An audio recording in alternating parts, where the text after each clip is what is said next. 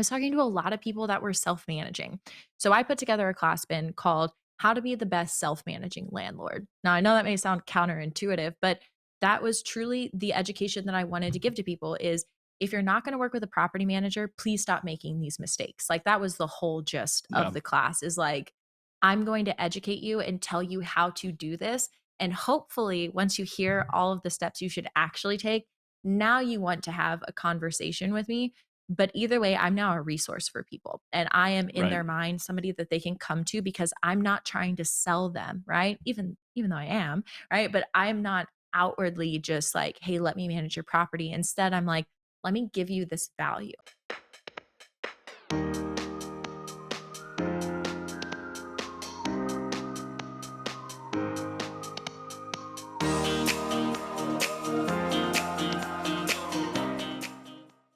Welcome back to Grow Outbound, the podcast that will take your outbound sales game to the next level. I'm Kristen Lopez, and I'm joined by my co host, Ben Smith. Together, we'll be sharing the tips, tricks, and insights you need to succeed doing outbound business development for your property management company. Whether you're just starting out or you're a seasoned pro, we've got the actionable advice you need to get ahead. So tune in and let's grow outbound together. Hey, Ben. Hey, Kristen, How what's are up? you? Ah, Oh, I'm Nothing great. I'm much. doing really It's well. great. How We're about you? tuning in. We're in a recording. It's great. Love it. Great way to start the day. Yeah, absolutely. Absolutely. So, to kick us off today, Ben, I have a question or a discussion that I want us to have. And I want to start off by asking you the question because Okay. sales sometimes can be a little bit stressful. We have our quotas that we're trying to hit. We have just numbers that we're trying to succeed at. And then now we're telling people to throw in outbound on top of all of the other Mhm. sales things that they have. So Ben, I'm curious from you, how do you not stress about sales? Because you, to me, Ben, I've known you for a little while. You don't strike me as somebody who stresses out about a lot of things. So I'm curious, how do you like keep it together? Really like keep the stress to a minimum. How do you do that when working in sales? Because I think it's easy to get super stressed about everything. Gosh, I think that's such a good question, and I think even the people that don't come across as stressed, like you're saying that I don't come across that way. I think everybody experiences it in some fashion, whether they show it or not. I think the first thing that I would absolutely, sort of a deep thought here.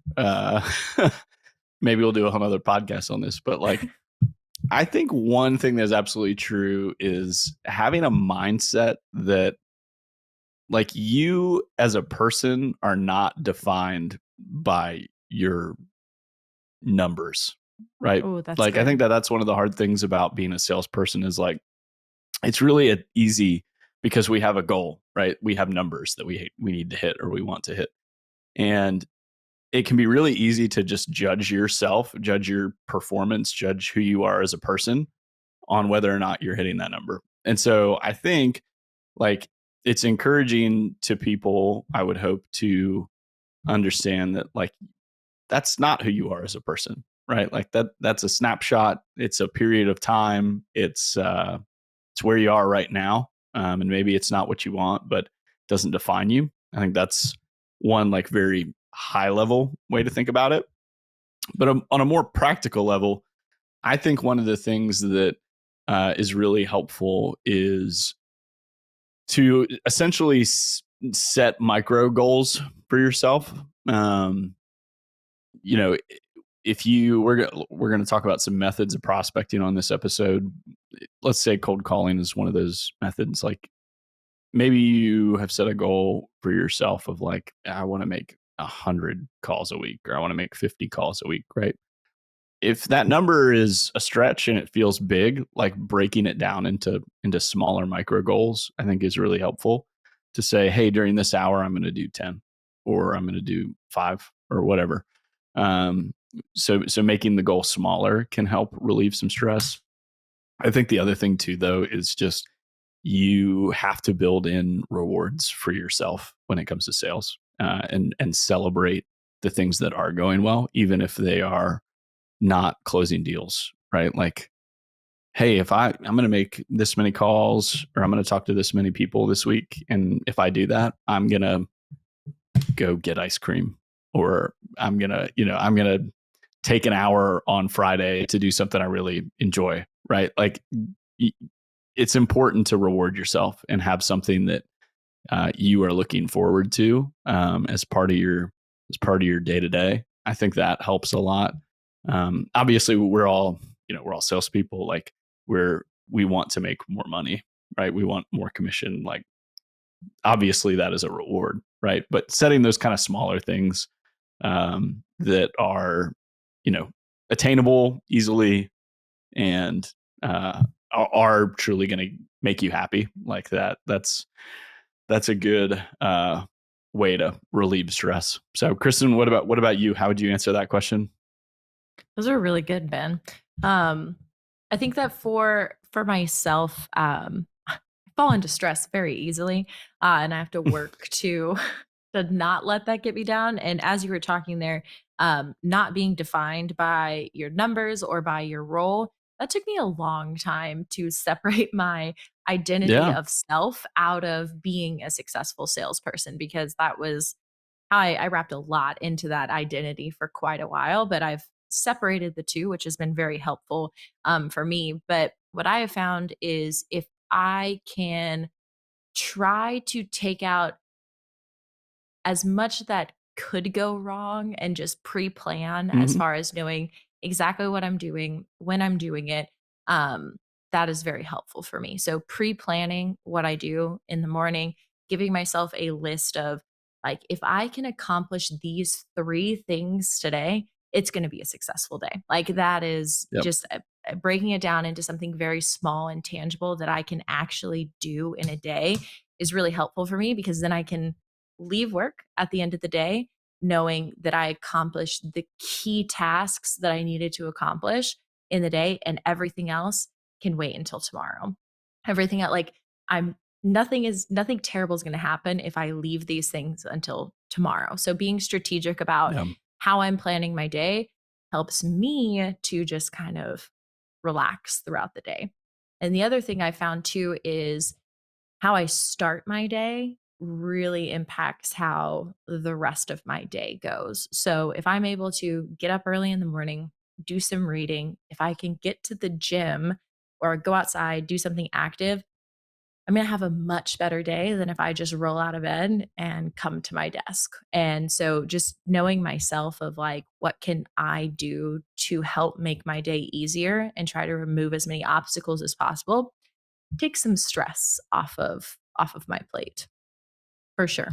yeah. That's such a good point. I mean, like, it, to me, like, that's it's sort of everything that we're talking about kind of goes to this idea of like what can you control versus what can you not.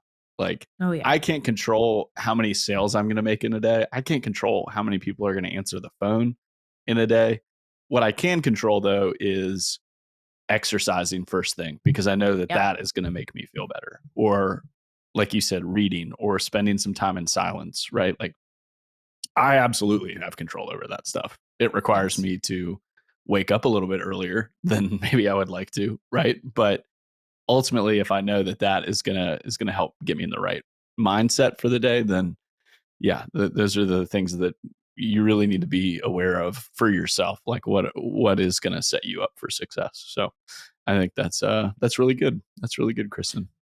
Yes, because I have seen a lot of stressed out salespeople in my day bits. I Mm, think it's always good because yeah, I don't know if everybody realizes, but we're both in sales. Like we are doing outbound sales yeah, every single day. Like that is the a big part of our role here at Discover. And so we're in the trenches with all of you listening. Like we are doing sales every yeah, single day. So we know that it gets stressful, and just through coaching so many salespeople, I've just seen it so easily can teeter into burnout or into I can't do this anymore. A lot of just like negativity.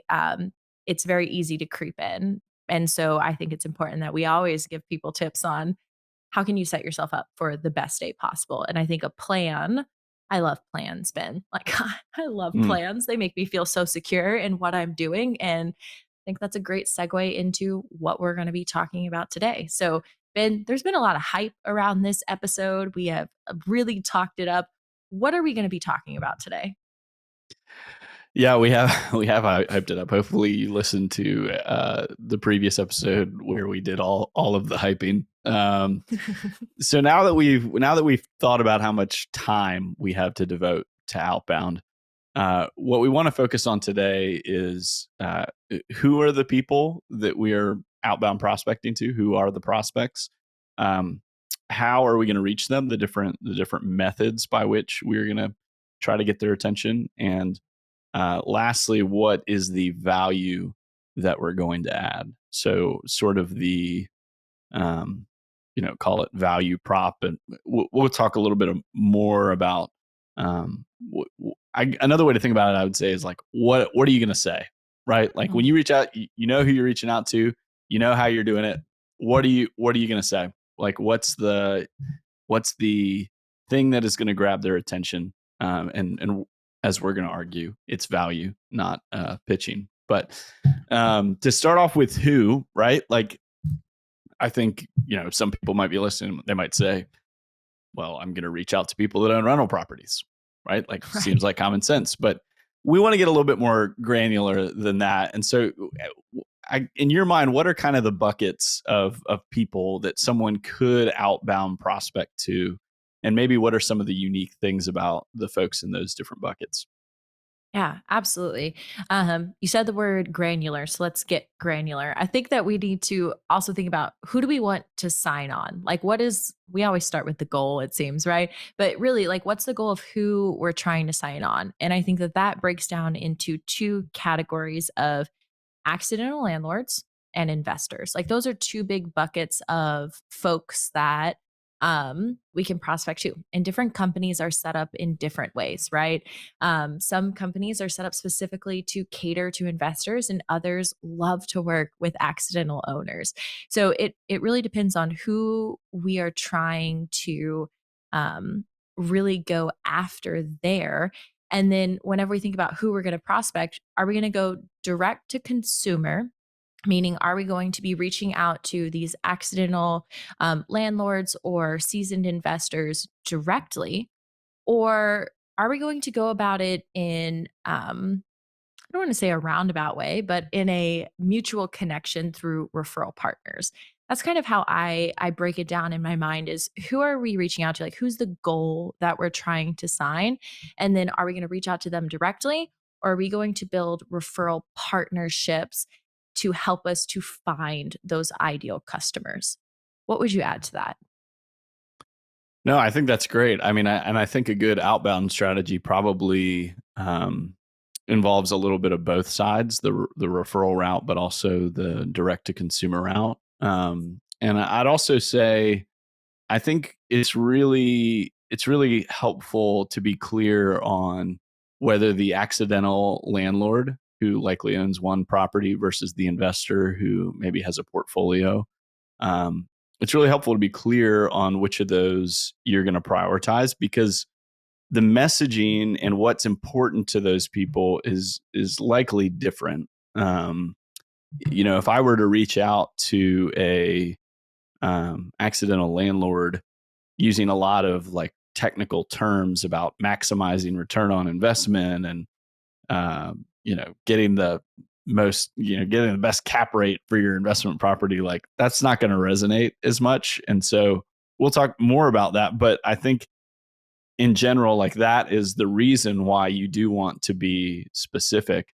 And on the referral partner side, I think it's especially important to be specific about what you're going after, because when we talk about referral partners, if you are very broad with those folks, like I did this a lot when I sold insurance, right? I networked with people that were CPAs or business attorneys because I wanted to reach business owners. But if I just said, "Hey, will you introduce me to people that own businesses?" Like I'm so broad that the referral partner doesn't even know where to start. And so Right. I do think you want to get specific about who you're trying to reach. so that you can tailor the right message, but also use the right methods to reach that person. So yeah, I think I think it's an important part of the puzzle, and it doesn't have to be just one or the other, right? Right. It can be a combination of both. Absolutely. And I think that the easiest I don't want to say the easiest, but the most common like referral partner that our property managers want to reach out to is realtors, right? That's kind of a blanket response that I get from people. Oh, easy. Like we are going to work with realtors. Great. Which ones, Hmm. right? In any given city, Yeah. there are thousands of real estate agents, but just like the 80-20 rule, or even I've heard it as like 95-5, but the top 5% of agents in a given city are doing 95% of the business. Or if we want to be more generous, we can say that the top 20% of agents are doing 80% of the business. So not all realtors are necessarily doing business with the people that we're trying to sign, right? If we Right. are specifically looking for investors, we want to find investor agents, agents who are representing real estate investors and really being specific about reaching out to them and knowing who we are looking for. Whereas if we're looking for the accidental landlords, well, I'm probably going to be looking on the MLS. I'm going to be looking and filtering for properties that have been on the market for, I don't know how fast properties are flying off the market now, Ben, but let's just say 60 plus Mhm. days, 90 plus Yeah. days. And that's how I'm going to make my list of realtors that I'm going to reach out to is from that list because I know that I'm looking for accidental landlords. Whereas investors, I may be looking for, older houses, rundown properties, maybe houses that are selling for a low amount, maybe under 100,000, under $200,000. Um, I'm just looking for properties that would make sense for investors to get. Or I'm looking for realtors that are listing rental properties on the MLS, right? Like we need to get very specific with who we are going to prospect with the end in mind. Again, knowing which type of clients we are trying to reach out to. Yeah, I think another way to think about this is you almost want to create in your head like an avatar of who that person is, right? I've heard on some other podcasts, like, even putting a name to that avatar of that person, and really thinking about like, okay, well, what does their situation look like? What do they care most about? Where do they work? What's their income level, right? Like, sort of formulating in your head this picture of who that person is, so that you are then able to add the most amount of value. So part of it is like, if there is a very practical side to it, right? Like, if you're saying, hey, I want to grow by 120 doors this year. Okay, well, is it going to be easier for you to do that with accidental landlords, or is it going to be actually easier to do that with investors who own portfolios, right?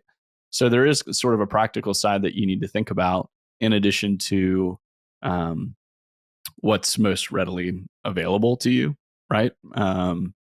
And also knowing that, um, on the inbound lead side, like, you're probably going to get a lot of those folks that maybe own one or two properties. So if that's the case, maybe I need to boost my outbound strategy for people who have larger portfolios, if that makes sense. So, any other things that we need to consider in terms of who we're looking to prospect to? Yeah, there's a couple of things that I want to add there is that just like we've talked about with, how much time can we put into outbound, this is incredibly customizable depending on, again, how much time you have and Yeah. where you're going to get the biggest return on your time that you have to invest. Now, the other thing that I want to break down briefly is not all outbound has to be cold outreach. We can prospect with a little bit warmer of leads by using our sphere of influence. So I always like to Hmm. go on LinkedIn and see who I know and who they know, right? So I can then maybe get like a warmer introduction there. Now I'm dipping over into how you can prospect, but That's okay. all It's of a this good to say preview. it doesn't all have to be super cold outreach. Now, the two that I want to bring up, because I think that they're often not thought about as like number one ways to prospect, but that is your current clients, right? You can be Mm, talking to your current clients of people whose properties you are already managing, having regular conversations with them, asking for referrals, checking in. Are they looking to buy more properties? Are they looking to expand their portfolio? Because people usually hang out with people that are like them. So if you have an owner who owns maybe 3 to 5 properties, I can guarantee you they know at least one other person who owns 3 to 5 properties. So don't overlook your current clients as people that you can prospect. Continue to grow those relationships because they are people that can give you more leads. And the other side of that is what is already inside of your CRM, because we're always mhm. looking out and we're looking for more, right? Like who can we find that's new that we can talk to? Instead, who did you lose last year? How many people told you last year within the last 6 months that they were going to manage their property themselves, or that they were going to work with a different property management company, or it wasn't the right time for them? What have you lost? And can you circle back and can you reach back out to those people? Because now you're starting to leverage warmer relationships, right? So it's all about being strategic about what works best for you to be able to really get the biggest bang for your buck of who you can prospect. Now, like you said, Ben, it's going to be a number of these things that we talk about, right? We haven't even talked about going direct to consumer, but I guess the current clients and lost leads is direct to consumer, but um picking a few people to start with on who we're going to prospect is going to help you to get the biggest return on it later down the line. Yeah, and just to emphasize a little bit more on the lost leads, like that is an area that so few people actually follow up on. That it's almost surprising when to that lost lead when you reach back out. You know what I mean? Like that, it's not people don't expect that, and so you never know. Like especially if someone decided to self manage, I would say like you never know what they just faced in their day of self managing, right? Like maybe they're in the midst of a property that has had a major, maintenance issue that the tenant caused, or maybe they're dealing with a tenant who's not paying their rent, so now they're thinking about potentially having to do an eviction, and so in all of these things, you want to try your best to stay top of mind. And I think lost leads is definitely one where, people probably don't give that as much attention or follow through. Yeah, absolutely. And so, one thing that I want to throw out here is so we've created an outbound plan that has a list of just a number of people that you can prospect, how you can prospect them, and there's a little template on how you can create your plan. We'll make sure that that's linked somewhere that it will be Yep. accessible to you, or if you would like to see a copy of that, please feel free to reach out to us. We would be more than happy to send that over to you, because we want you to have an actual plan. Like the goal of this is to have a plan. So, with that said, we've touched on who you can prospect. Um, Now, let's jump into how you can prospect. What is the method that we reach out to these people? So, Ben, do you have a favorite method of prospecting, or what comes to mind for you whenever we say how you can prospect? Yeah, great question. Well, I don't know if I have a favorite, but what I would absolutely say is true is that it's good to think about multiple avenues or methods. Mhm. So the really popular ones that probably come to mind immediately are cold calling, cold emailing, some sort of direct mail. Like those things are, I would say, most associated with outbound prospecting. Texting falls into that box as well. um, I would say, you know, using a few different methods is probably a helpful way to think about this. And maybe a good way to start is to just think about yourself and how you get prospected to, right? Whether it's in your job or personally, right? Like if I were to think about that question, what are the avenues that come to mind? Is it the person that has called me and left me a bunch of voicemails? Is it the cold emails that I've gotten?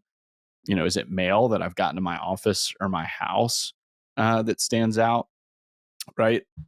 And then think about like how often, like if someone were to call me one time, leave me a voicemail, and then there was never any other follow up in the form of anything else, like how likely is that person's message, going to stick? Like, I think the Mm-hmm. answer is probably not, right? But if somebody has repeatedly been emailing you about something or is periodically sending you a piece of mail, like enough that you recognize the company name because it's happened so many times, um, you know, I think help thinking about it as the prospect, because we all are, right, in some way, is a good way to start thinking about this. Um, but then also, so much of it is dependent upon who you're trying to reach. And so, like if I did have to pick a favorite, I would probably spend a lot of time using LinkedIn. Um, and you touched on this, but like I think it's an avenue that really gets overlooked a lot. Um, you have a network, whether it's Mm-hmm. small or large, in the place that you're doing business. And so, to your point about, hey, yeah, I want to find people that know the people I want to work with, like LinkedIn's a great way to get an idea of, do you have connections to those people already? And that's not even touching on like the content that you ought to be putting out. It's just like using it as a research tool. Right. If you're able to find names of people that own portfolios that you want to work with, like where do those people work, right? Who are they connected to? Like that's research that you can do online. Obviously right now I'm talking more to the direct to consumer side of things, Mm-hmm. rather than the referral partners, which we'll get to. Um, but I think if it, for someone that's thinking about this, the takeaway I hope that they would have is that, you know, don't pick just one method. First of all, you use a series of methods, and almost build a system around it, if that makes sense. Mm-hmm. So, if I'm going to, let's say I have chosen a prospect, I have one prospect that I want to reach. Think about building a system or a process that prospect is going to go through, starting with they're completely unaware of me. Maybe I want to start with a phone call or a cold email, but then I want to follow up a week later with some sort of piece of mail or a reply on the same first email that I sent, right? Like almost constructed in your head of like the different methods: call, email, direct mail, connection request on LinkedIn, right? Like build out Mm-hmm. in your head what you want that prospect to flow through. Um, and then just start doing it, right? Because there's not a perfect formula, right? There are certainly best practices, and ways that are going to optimize your chances of reaching that person. But build something that you're actually going to be able to execute on, um, based on the amount of time that you've determined. Um, that that part of it is essential. In some ways, some of those ways are a little bit more passive than others, um, and some are more direct. And I think it probably has to be a balance of both. I don't know. Is there like a favorite method that you've used, or um, you know, one that you lean on heavily? I would say. Yeah, so I would actually really like to share kind of what my outbound approach looked like when I was a BDM and run us through Cool.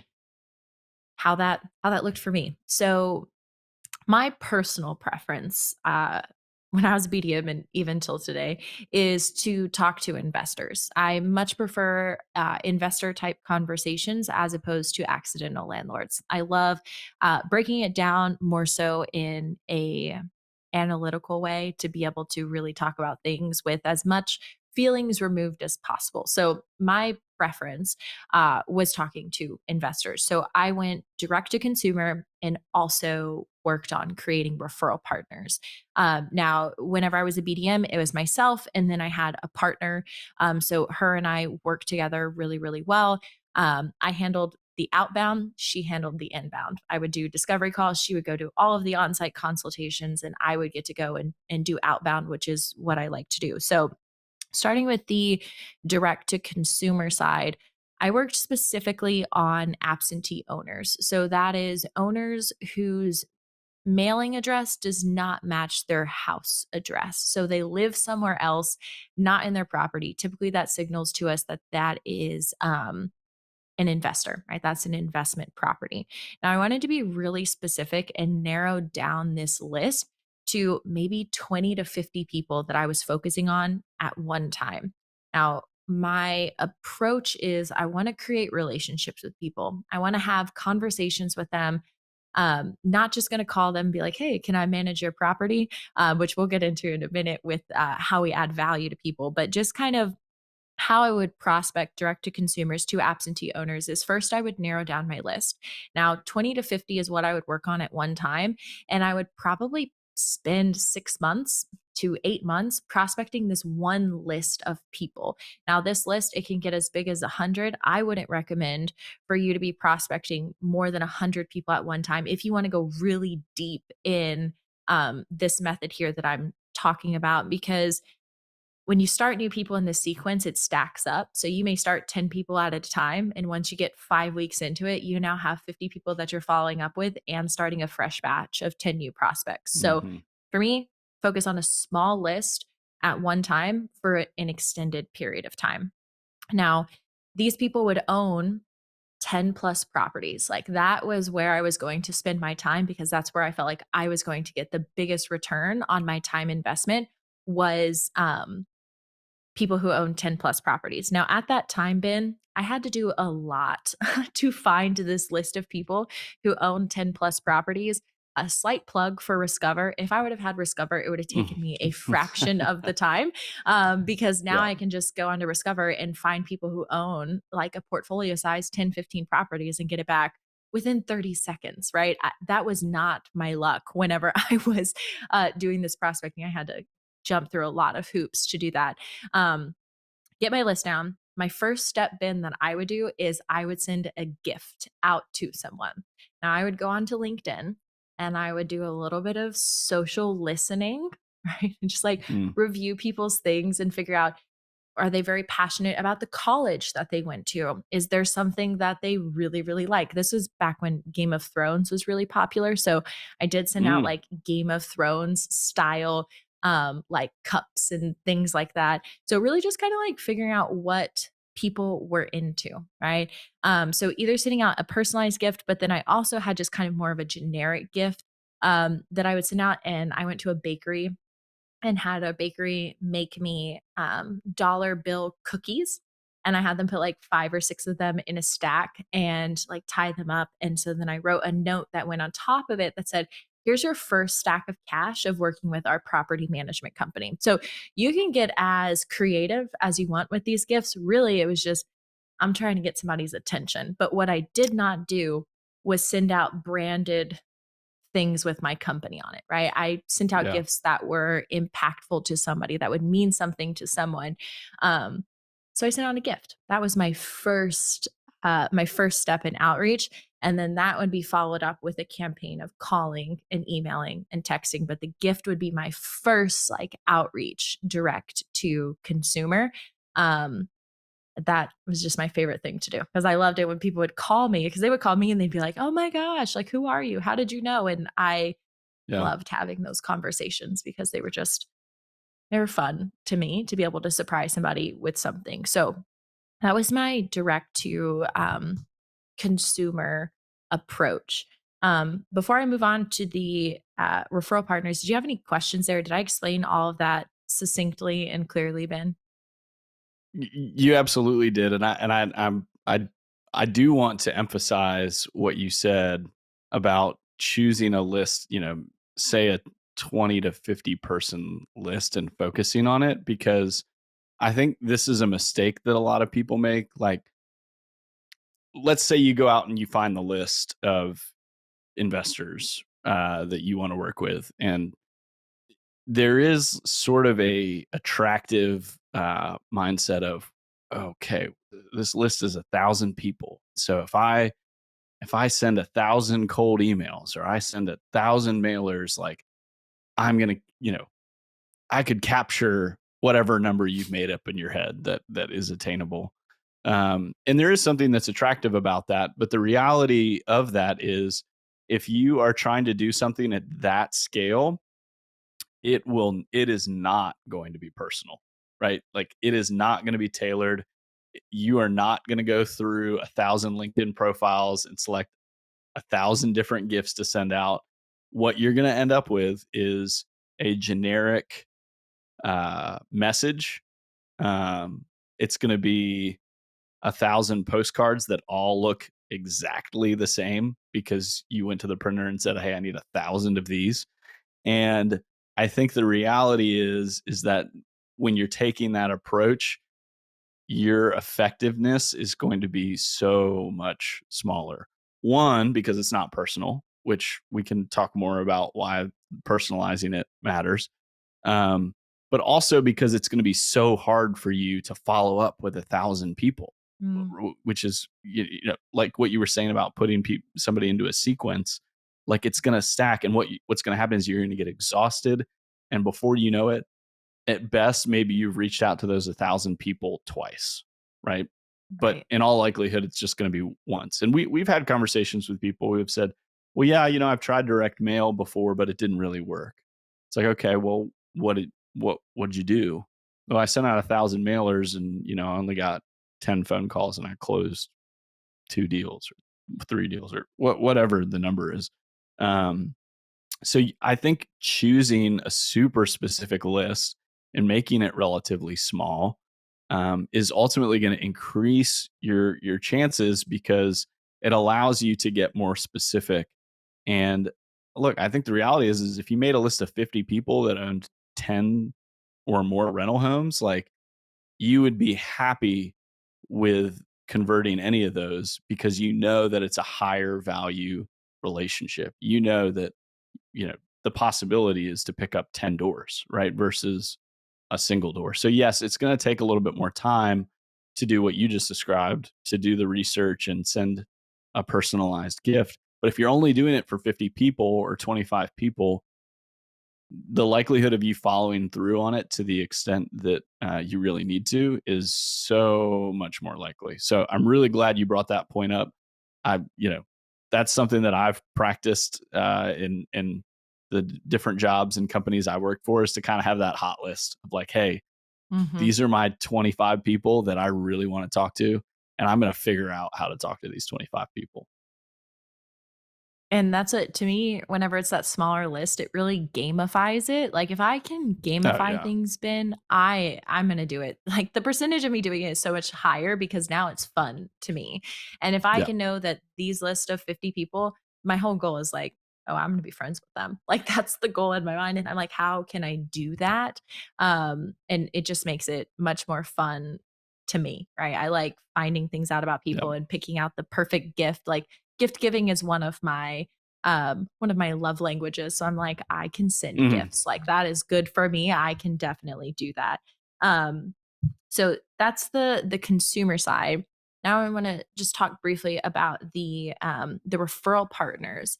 And so, going back to, again, what who I like to talk to and who I'm trying to sign being investors, the way that I decided, who I was going to target as referral partners is who else also works with this investor, right? Like, who else do they have on like a professional roster that they're using on a day-to-day basis, quarterly, yearly, whatever it is.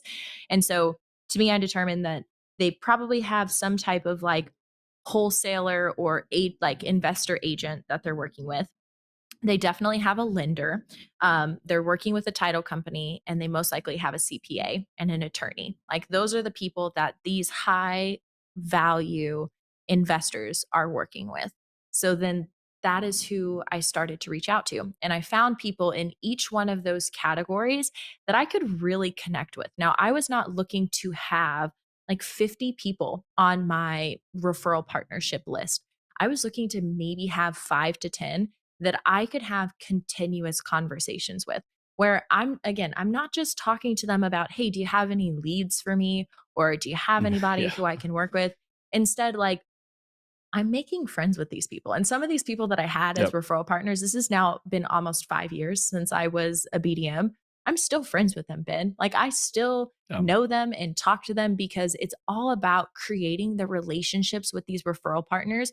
Because who do you like to refer? You like to refer your friends, and people want to know that the person that they're referring over to has the same type of work ethic as them, has the same type of values that they share, and is able to really take care of their client. And I found that more so being the case than how much money I can pay to somebody as a referral fee, right? People care Mm-hmm. more so about, are you actually going to take care of my clients? How are you going to take care of them? And do we match in our styles of sales and our style, like Yep. values, right?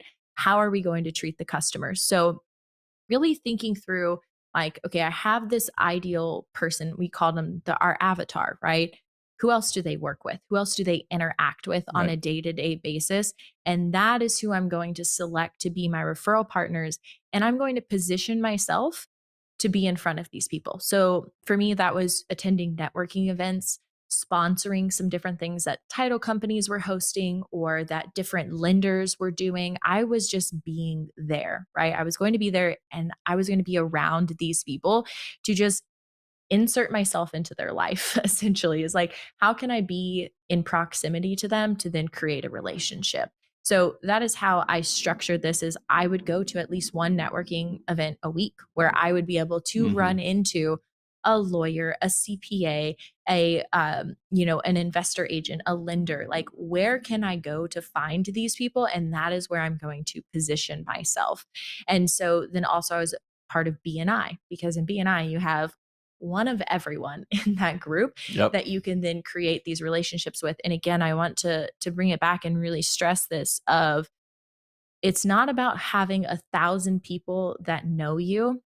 It is about having Yep. those 5 to 10 solid referral partners who are actually doing business. That's the key point too. They're actually doing business, that have the ability to refer you, and just keeping in communication with them. And I created a system around this, right? Like, these people, I would call them like my top 20 list. I'm reaching out to them at least once a month, if not once a week, of just checking in, chatting with them, like having a text Yep. thread, but just creating a relationship outside of, do you have any referrals for me? Do you have any business that you can send my way? And then making sure that I can also send business back to them in some way, shape, or form. So being Mm-hmm. very creative here about, how can I put myself in the best position to meet these people? Once I meet them, how do I then create a relationship with them outside of me just asking them for things? Because you imagine, I don't know if you've ever been in that position where somebody's tried to get referrals from you, and the only thing they ever call and talk to you about is, do you have any referrals for me? I'd stop Mm. answering that person's phone call. Like, I would just not, Yeah.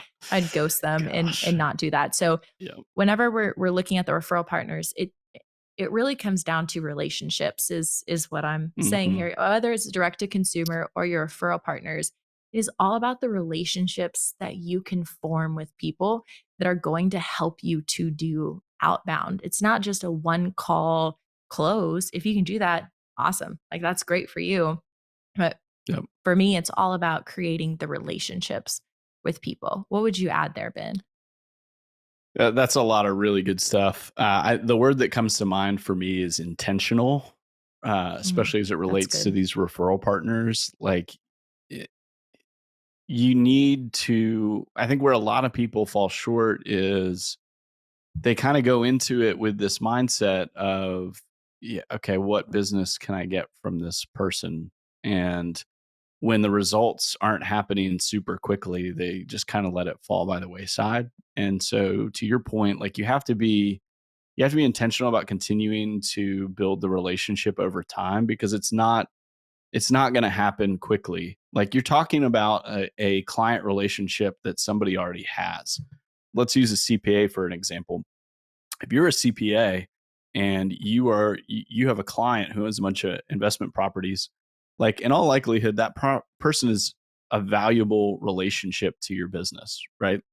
And so for me as Mr. CPA, like if I am going to refer you business, Kristen, like I'm kind of sticking my neck out on your behalf. And if the interactions I've had with you so far are just you asking for business, like at that point, I have little to no confidence that, you can follow through on what you say you can follow through on. And that puts my relationship at risk if you don't. So you're building trust, which is going to take time. And so you have to continue to do that. And you have to, um, whether it's check-ins or, hey, can I buy you lunch next week? Like just very soft touches to build the trust over time so that there is a comfort level there.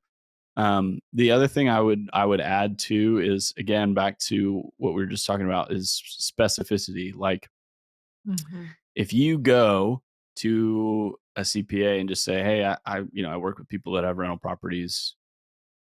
Can you refer me business? Right. Like I'm being so broad that it can be hard for people to actually execute on sending you business. If I went to a CPA though, and I said, hey, what we really specialize in doing is working with investors who own between 5 and 10 rental properties in Raleigh, North Carolina. Like that's where we're focused. Now I've given them something to think about that is very specific, and it's much easier for them to say, oh yeah, okay, well, I know one of my clients is Tom. He's got 8 rental properties. Sounds like that's the kind of person that you want to work with, right? And I would say you can get even more specific than just geographical location and number of properties. You could, here's something that just popped in my head. I work with investors that own between 5 and 10 rental properties. These folks typically work in corporate America. And so they have full-time jobs and families, and their investment properties are part of their overall strategy, but it's not what they're doing on a full-time basis. Like that's another example of being so specific that the person that you're talking to can't help but think of people that fit that profile that you have described to them. I have a fun BNI story that I'll share from when I sold insurance that goes to this point of being specific. So for those of you that are familiar with BNI, have been to a BNI meeting or been a BNI member, you know that periodically you get the opportunity to present. I can't remember what the term for it is, but there's a meeting. It kind of rotates around, and each meeting somebody different gets to do a longer presentation. And I was selling insurance, and specifically business insurance. I wanted to work with contractors, right? So I wanted to work with landscaping companies, plumbers, HVAC companies, electricians, that sort of thing.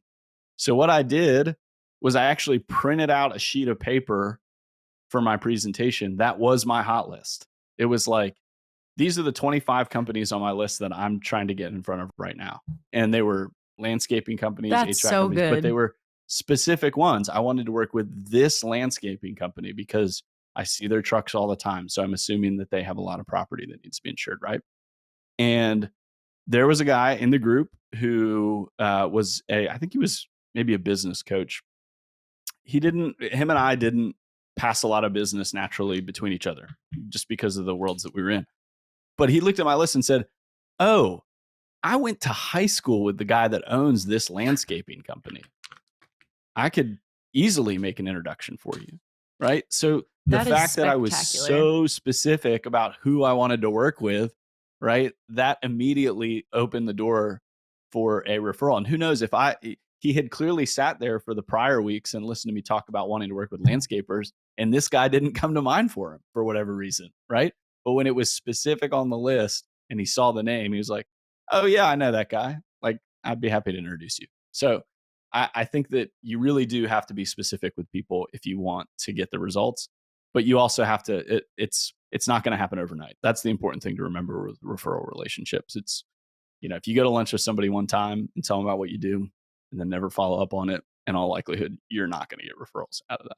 So, Absolutely. I wanna stick there on that piece of being specific, right? Because mhm, you've said so many great things there that I think are going to lead us into the next part, which is how you create value for people. And I think that mhm, it really starts with being specific on who you are reaching out to, right? Like, who is that avatar that we're reaching out to? Because people are going to have different needs and different um, requests from us, right? Of how we can really add value to them. And so I wrote down what you said there on this avatar that we had that you were asking. And that's somebody who works in corporate. They have the full time job. They have a couple of properties. They're super busy. Ben, how would you create value for that person? So I'm putting you in the position of you're a business development manager at a property management company. This is your ideal client. How would you add value to them? What would be some things that you can do to add value there? yeah, great question. Well, if we think about this person, right, and one of the things that we know is that they have a full time job, right? Like, sure, there are people out there that own 20 rental properties and they self manage. They don't have a full time job. Maybe they have a spouse that works, and so they're devoting time to managing their asset. But in this scenario, the person has a full time job that likely consumes the majority of their time. It likely is the source of the majority of their income, depending on how many properties they own, obviously.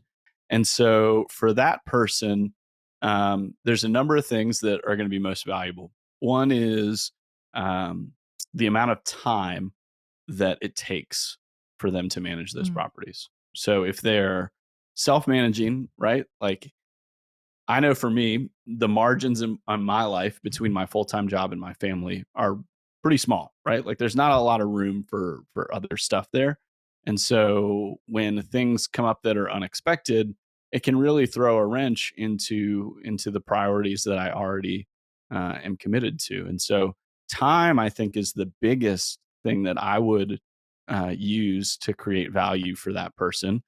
And I've heard it said before, like, okay, you have these investment properties and there's a certain amount of cash flow that you are making a month on them.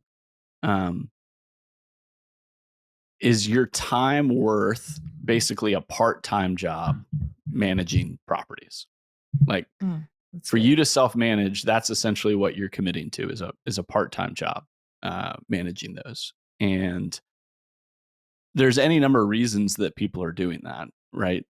Maybe they don't think there's a better way, or they've had a bad experience with a property management company in the past. Or maybe it's just been relatively easy for them, right? Like, maybe they haven't run into anything that was overly difficult to deal with in their young investing career. And so the messaging that I would use for that type of person is, hey, you have a lot going on, right? Like, you work a full time job. I'm sure you have hobbies and interests and family that are, you want to spend time on. Um, One of the things that we specialize in at ABC Property Management Company is working with folks who see the value in investing in real estate and are using it as a vehicle to create wealth, but they're not doing it as their full time job. And they need a partner who can work with them to maximize their returns without consuming their day to day. So you have to think about what are the pain points for that individual person that you're theoretically reaching out to, the avatar, right? Like, if I think about that person's day, they're dealing with the stresses of work, and then they get a maintenance call, or they're on vacation with their family and a tenant calls and says, hey, our HVAC isn't working and it's 100 degrees outside. That is a tremendous pain point for that investor, because at the end of the day, they are the one dealing with that. And so I think you want to touch on what are some of those things, because you know what they are. because your property management company deals with it for people. Like, you are aware of what are the things that consume time when it comes to managing a property. And so you want to be able to craft a message that is going to resonate. And I think, to take a step back even further, like, the way to approach it, there's a very specific reason why we are using the phrasing of how are you creating value? Creating value is not saying, hey, Steve, I see that you own 10 investment properties. We're a property management company. We would love to manage your properties. You have created no value. You are sales pitching, or, hey, And we do XYZ, right? Like, yep, that's not, there's no your value there. your features and benefits are Yep. not value propositions. Yes. And those are, there are immediate walls for people when you lead that way, because they feel like they're being sold to. But if you start with what's the problem that they're facing, then eventually, over the course of your conversations, right, we're going to get to the features and benefits, right? But if we're Mhm. not solving a problem for them, then they're we're not creating any value. You're just an expense, right? Like, hey, we do property management. We can manage your properties for you. Their mind is immediately going to go, all right, well, how much is that going to cost? But if you're starting with, hey, how much, I think a great question to ask would be like, how much time do you spend self-managing these 10 properties?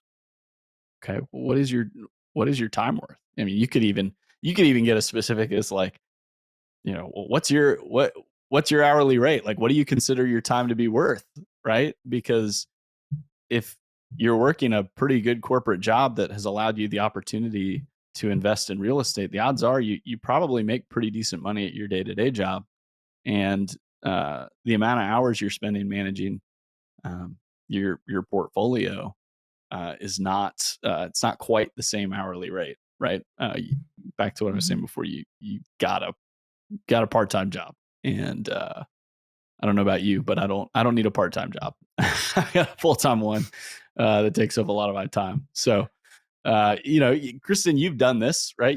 I can obviously speak to it from my experience selling to property managers and selling to other business owners. But, like, from your perspective, like, and we'll stay on the investor side, this investor Mhm. avatar. How can you create value for this person, especially if they've never heard of you before? Like, you're coming in Right. completely cold. You have no idea who I am. How can you create that value that's going to resonate and make them want to have a conversation? Yeah, absolutely. I think that an important thing to put at the forefront of your mind whenever we're looking to create value is why did somebody get into this in the first place, right? They didn't get into this Yeah. accidentally, especially if they have 5 to 10 properties. They are on purpose investors. Like, they are obviously working towards a goal. So I I like to try to uncover what that goal is, or maybe throw out a goal of like, hey, our most successful clients are were able to leave their full-time job and they are now retired and they enjoy their time traveling across the country. Curious if that's something that you were thinking about whenever you started investing in real estate. Like, I want to drive down to goals and then really figure out, why are they doing this, right? Why is this something that they're wanting to invest their time, money, and energy into? And then how can I come alongside and alleviate some of the pressure points or some of the pain that they're experiencing to help them get to where they want to go faster? To me, that is value. And the value that I'm trying to create is, how can I help you to achieve your goals faster, right? So by talking to some of the current clients that you manage for, or I mean, if you're the BDM, you know why people are are using property management or why they're investing. So whether that is creating more cash flow, or that is being able to increase a specific metric that somebody is looking to achieve, or they're looking to rent their properties out faster, keep their tenants longer, whatever that is what I can solve. And then my value comes in of solving that problem, and again relating it back to them of how they can get to where they want to go faster because it's all part of a Mm, plan at this point. And so trying to uncover, what is that plan that you're looking for? So using a lot of success stories, I like to go there whenever having conversations with people, whenever they're talking to me about, like, I love to know why people got into investing. How did you get here? How did you get the first property? What issues have you run into? And then thinking about other clients that we manage for. Wow, you sound a lot like, this other client that I just started working with named Bob, right? Bob, very mm, similar situation, right? Like kind of relating that even though if personally I may not be a person who owns 5 investment properties, right? I've seen that as a barrier to entry for some BDMs. They're like, I don't own properties. How can I have expertise to talk to people? Well, you use other people's stories and how you've helped them to give you that platform to be able to talk to these investors and being able to relate to them in ways of like, wow, yeah, I know that was a really big concern for Bob of being able to place tenants quickly. Curious if that's anything that you've run into. And so using stories to be able to relate to investors, because again, my value is how I'm going to help you get to your goals faster. And that is how I'm going to determine what I talk about. That's how I'm going to determine how to um, start off the conversation. And for most people, I mean, I usually start off with cash flow because cash is king, right? That is what mm. people are trying to achieve is a higher rate of cash flow. So when going with investors, it's something around increasing cash flow. Is typically a piece of value that I want to start with is where are you at and are you even close to your goals of where you need to be? That's typically where I start with value there on the investor side. Well, I think one of the things that stood out to me from what you talked about is having a genuine curiosity as part of your conversations is so important. Like, I know this from the property management side, but I always loved to ask people how they got into property management, right? Or what what their end game was, right? Like, Yeah. and being genuinely curious about it. Like, if you've got a list of 10 questions and you're like, all right, I just got to get through these 10 discovery questions and then I'll get the opportunity to tell them about me. Like, that's going to show. Like, people pick up on that. It's pretty clear. But like, I was always fascinated by like, well, why did you get into this? Like, why are you doing this? Mhm. Or what do you like about what you're doing? Um, I think that if you have that mindset, then you're going to be so much more able to learn more about who your prospects are and what they care about, and emphasize things throughout the sales process. Um, drawing them back to those goals and the dominant buying motives that they potentially have, Mhm. I think is really important. And listen, let's not we'll emphasize like the genuine part, like that. It Yes. needs to be genuine. Like, have a genuine curiosity about who your clients and prospects are. Like, not ingenuine. Not telling you to just Yep. ask those questions because you think it's the right thing to do. Um, Yeah. what One of the questions I have for you, Kristen, in your experience, when you reached out to people and talked to prospects that, let's say, had either a negative experience with property management or a negative perception of property management, how did you go about adding value for those people, and trying to kind of break down some of those walls that Yeah. exist for those prospects? For sure. So, f- for me, like, and this is very specific to me. This is not everyone's cup of tea, but um, I like public speaking. Like, I love me some public speaking. It's great. It gives me a rush. And so, for me, one of my outbound approaches was I put on classes or I held like whenever pandemic hit, like Zoom calls with people and educated them on something, right? I picked whatever, like people are asking you questions as a BDM all day, every day. What are the common questions people are asking you? That Yeah. is how you put together like content, right? That's how you add value. And so for me, I was talking to a lot of people that were self managing. So I put together a class bin called how to be the best self-managing landlord. Now, I know that may sound counterintuitive, but that was truly the education that I wanted to give to people is if you're not going to work with a property manager, please stop making these mistakes. Like that was the whole gist Yeah. of the class is like, I'm going to educate you and tell you how to do this. And hopefully, once you hear all of the steps you should actually take, now you want to have a conversation with me. But either way, I'm now a resource for people. And I am in Right. their mind somebody that they can come to because I'm not trying to sell them, right? Even though I am, right? But I'm not outwardly just like, hey, let me manage your property. Instead, I'm like, let me give you this value.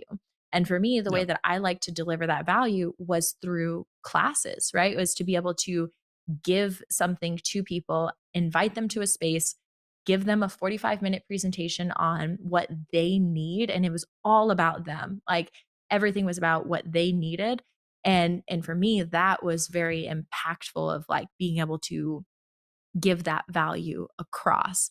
Now, you can do that in a number of ways, right? Like you could put together an article, right? Or you could put together a workbook, or you could put together an ebook. And whenever you're calling people, hey, my name is Kristen. I work with ABC Property Management. We've actually put together a 5-point ebook on how to be the best self managing landlord. I see that you're managing your property on 123 Main Street. Curious if I can send this information over to you. Like that can be enough of a phone call to someone to be able to start a conversation because that's the whole goal is to Hmm. start the conversation. And typically I found when I'm leading with that value, people who've had negative experiences with property managers or don't have trust in real estate professionals in general, um, it takes a couple of calls of showing people Yeah. like, hey, I'm not here to sell you. I'm here to be a resource. So it's about the persistence there and making sure that we are calling like we talked about with that genuine like thought of I don't care if I sell you. Like you have to remove yourself from the results. What one quote that one of my mentors gave me is like you marry the work and you divorce the results. So the work to me is always can I call these people? Can I educate them? Can I leave them better than how I found them? Can I provide them with something or maybe fix a misconception that they have? That's the work that I'm doing. And the results that come from that come just naturally because I'm putting in that work and that consistency every single Yeah. day. So to me, I would always deal with people that were like, oh, property management, I would never, I couldn't do that. But are you curious how you could be a better self managing landlord? Well, sure. That's how you can have an in is by, Yeah. again, leading with that value instead of, hey, my name is Kristen. I work with ABC Property Management. Curious if you've considered professional property management. Guarantee you 9 times out of 10, you'll get like Yeah. no Right. or just hung up on. And that 10th person, you Right. probably don't want to manage for them because they're desperate and they're like, yes, please take my property. Red Yeah. flag. Like we don't want to work with those Yeah. people.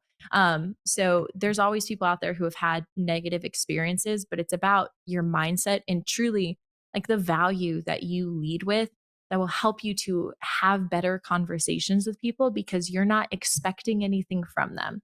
Like your expectations are so low that it's just, I Hmm. want to have a conversation good enough that I could have another conversation with you somewhere down the line. That is all of the mentality that you enter into this conversation with. And once you Yeah. can start to do that and you genuinely mean it, people respond to you in such a better way. Like, I truly believe that Hmm. human beings want to be kind to each other, want to be respectful, want to be helpful to people. And so, if you can lead with that, people will pick up on that and you'll have actual conversations back and forth. If you have a day where everybody's rude to you and everybody is like giving you the same response, it's not a coincidence that everybody's feeling the same way. It's definitely something you're doing. Like that is on you that you're giving off something. As it's just 20 people are just going to give you the same response. You need to change your approach. You need to change your mindset, something there. You need to change your value that you're adding because it's not hitting, obviously. So that Yeah. is how, those people that have had negative experiences, you just got to lead with the right piece of value for them and what's really going to help them move forward. And that's how I determine the value that I would give to somebody.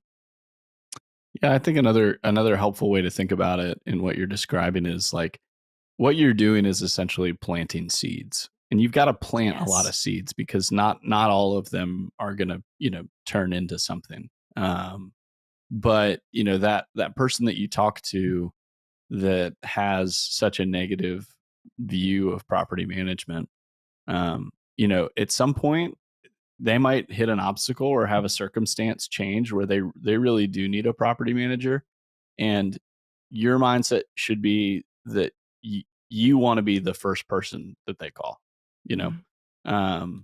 And so I think that one, that's a credit to how you treat people in general. Like if you're super salesy and pitchy and like just, hey, give me your business, like, yeah, you're probably not going to be the top of my list when I do actually need this thing.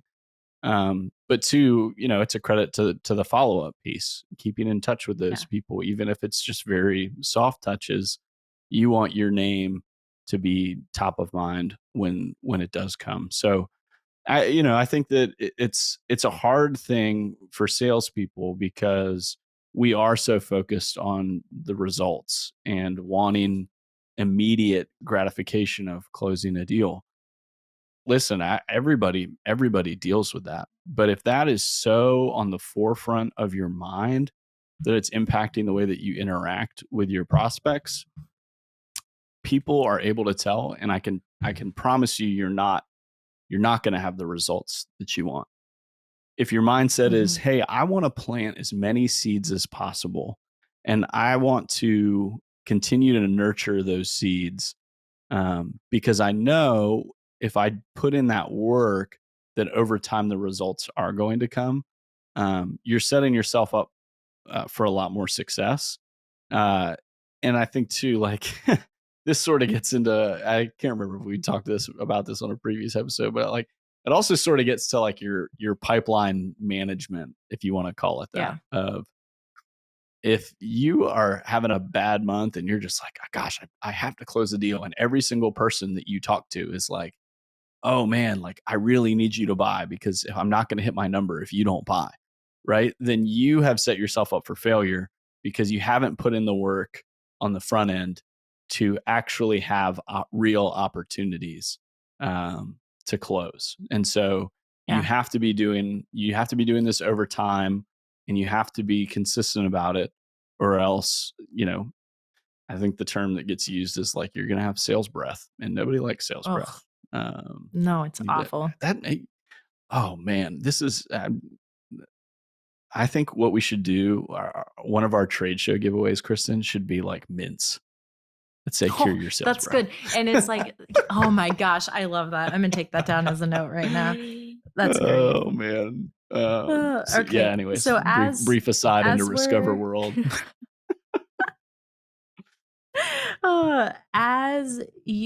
as we're wrapping up this episode here, Ben, I want to just give the people a couple of things that if you're struggling with some of the mindset there about leading with value and how Mm, to do that. There's a couple of books. I can always give book recommendations that I would highly recommend that people go and read.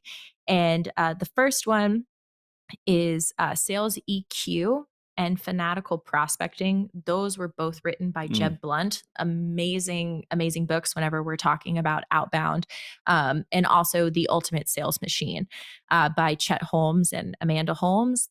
Those three books right there can just absolutely change the way that you are approaching prospecting and you're approaching leading with value. I mean, those three books alone are absolutely fantastic.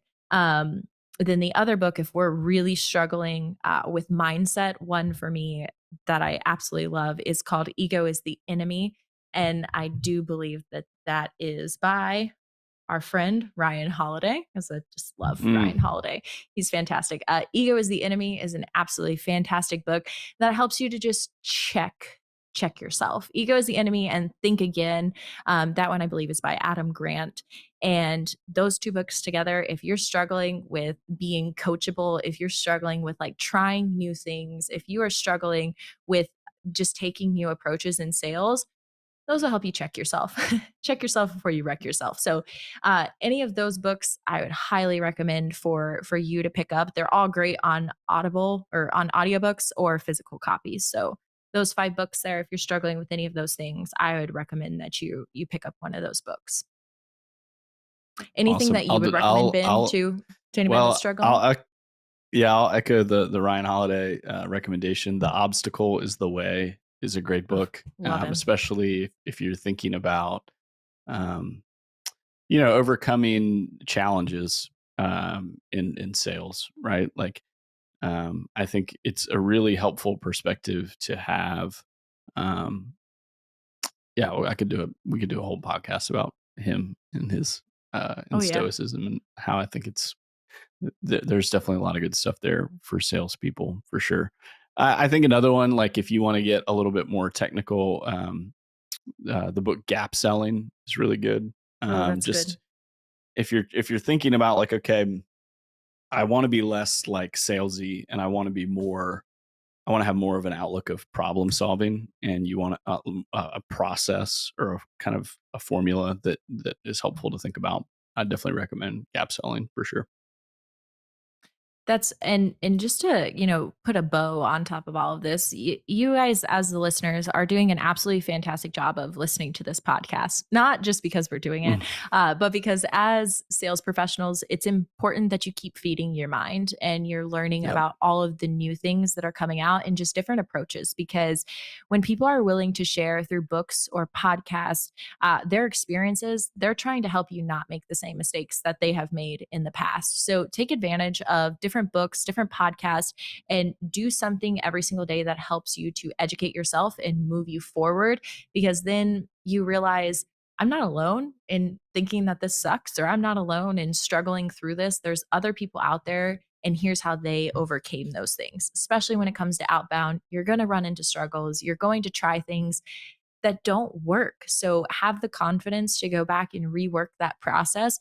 But the biggest thing as we're wrapping up here is don't quit, right? Mm. It's great to start. That was our advice at the end of the last one, is just start. The advice at the end of this one is don't quit. As hard as it may be, as much rejection as you may take, just don't quit. Try something different, stick it out, because trying something for 1 week and saying it doesn't work, that's not enough time.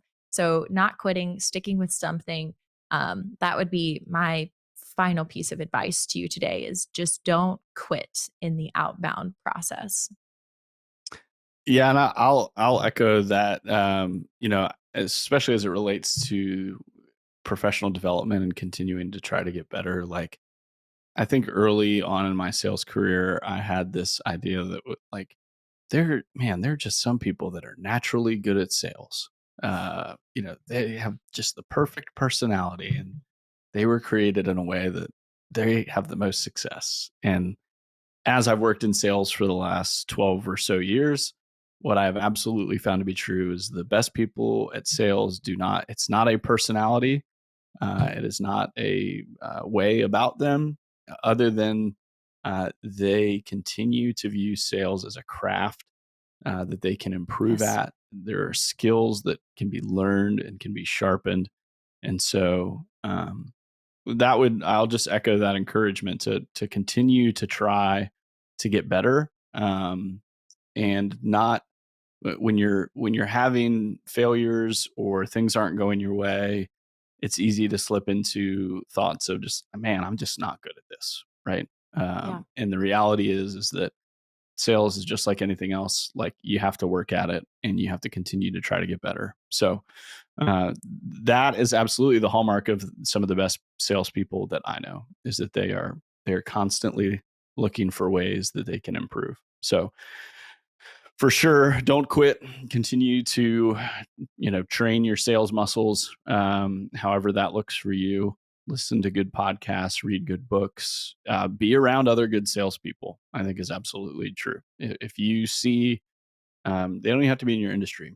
People that are really good at sales, like, just ask them what they're doing and how they got to where they are. One thing that is almost universally true is that salespeople love to talk about themselves, people in general, but salespeople too. So if you find a good salesperson, hey, how are you having so much success? I can tell you that person will probably love to tell you. So thank you guys for being with us on this episode. We're really excited about the slate that we have coming up, and we'd love to hear from you. So if you're struggling or if you're having success that you want to share, please absolutely send us a note. We'll put some ways to contact us in the notes for the show. And thanks again for tuning in and continuing to join us on this outbound journey.